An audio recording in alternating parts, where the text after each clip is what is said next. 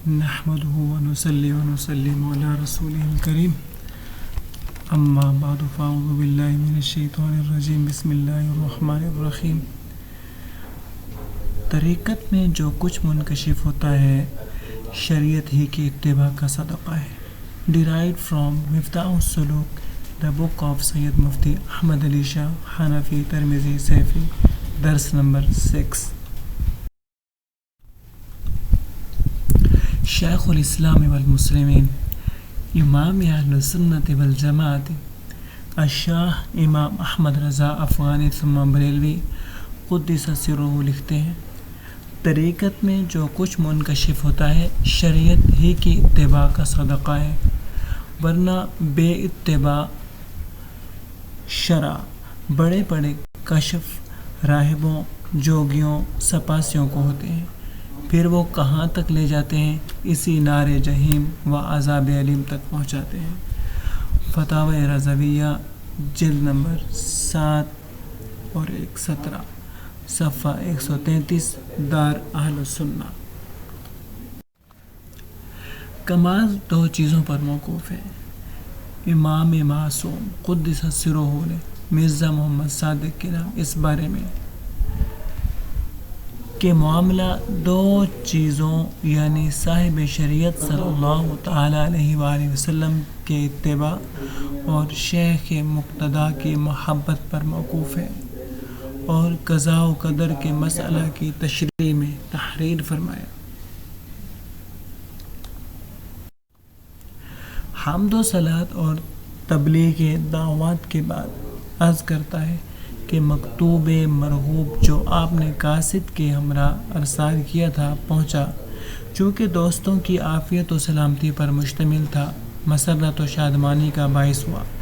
اللہ تعالی شریعت عالیہ اور سنت منورہ مصطفیہ علی صاحب الصلاۃ والسلام و تحیہ کے راستہ پر استقامت و مداومت نصیب فرمائے۔ پس بلا شبہ یہی کام کی اصل ہے اور اسی پر نجات کا مدار ہے، اور اس کے علاوہ بے فائدہ زحمت اٹھانا ہے۔ میرے مخدوم، اگر 2 چیزوں یعنی صاحب شریعت صلی اللہ تعالی علیہ وآلہ وسلم کا اتباع اور شیخ مقتدیٰ پیر کی محبت میں استقامت و استحکام ہے، اور احوال و مواجد کیفیات میں سے کچھ بھی نہیں ہے، تو غم نہیں ہے، آخر کار اس کو سب کچھ دے دیں گے، اور اکابر کے احوال و مواجد سے اس کو محروم نہیں چھوڑیں گے۔ اور اگر ان دونوں چیزوں میں سے کسی ایک میں خلل ہے اور اس کو احوال و مواجد حاصل ہیں تو خرابی کے سوا کچھ نہیں ہے، اور وہ جو کچھ رکھتا ہے استدراج کی قسم سے ہے۔ اس مقصد کو اچھی طرح ملحوظ رکھنا چاہیے، ملاقات حاصل ہونے تک ذکر و فکر میں مشغول رہیں، اور غیر جنس اور طریقہ کے مخالف کی صحبت سے بچتے رہیں۔ فر منہم اکثر ما تفر من الاسد، جتنا تو شیر سے بھاگتا ہے اس سے زیادہ ان سے بھاگ۔ مکتوب 83 صفحہ 147 دفتر دوم ادارہ مجددیہ ناظم آباد نمبر 3 کراچی۔ شریعت کی مخالفت مغز کے سوائے چھلکا ہے۔ صاحب ممدوح قدس سرہ نے سیادت پناہ میر محمد نعمان کے نام اس بارے میں تحریر فرمایا کہ صوفیاء کرام رحمہم اللہ تعالیٰ کی نسبت کے حصول کا مصداق احکام شریعت کے ساتھ آراستگی ہے۔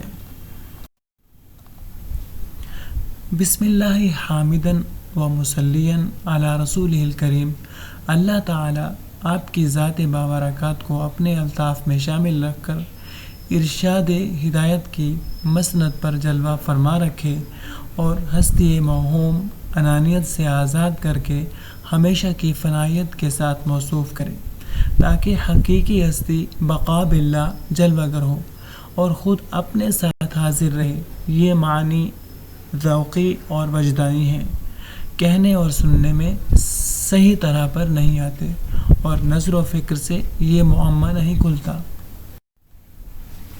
کہ آسمانی الفطرہ، تکالیف کے باوجود نہ ہونے کے کیا معنی ہے، اور ہونا اور نہ ہونا ایک ہی وقت میں کس طرح ہوگا۔ عرفت ربی بجمع الاضداد، میں نے اپنے رب کو ضدوں کے جمع ہونے سے پہچانا۔